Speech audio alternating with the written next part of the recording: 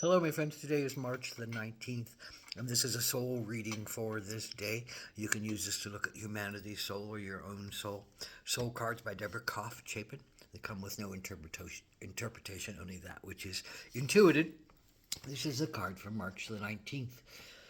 What does this card say to me today? I look at this card today and I see a bow and arrow. I see, a bow, a rainbow, but I see a bow. And that brings me to a sense of commitment.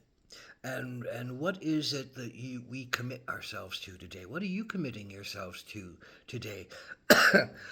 The sense of uh,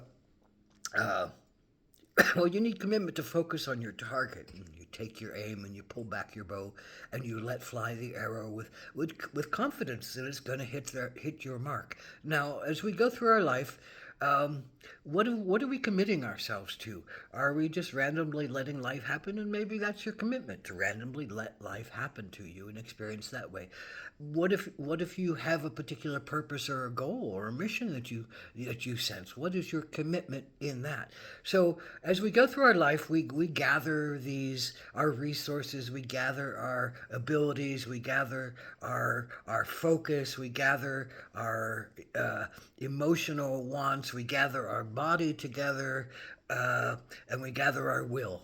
To all those four things, those gathering of mind and heart and will and body, we gather together as our arrow, as our self, as our action, as our process. And as we keep pulling back the bow and aiming for our goals, do we tighten our bow? Do we tighten our aim? Do we tighten our purpose? And as we let fly, we gather our strength and our belief in ourselves. And the more we do that with a sense of commitment and sacredness, the more do we come to a place in ourselves that understands life on a deeper level. To materialize our dreams, we have to begin to build them, and we have to commit ourselves to them, and we have to dedicate ourselves to what can be the best for making them happen.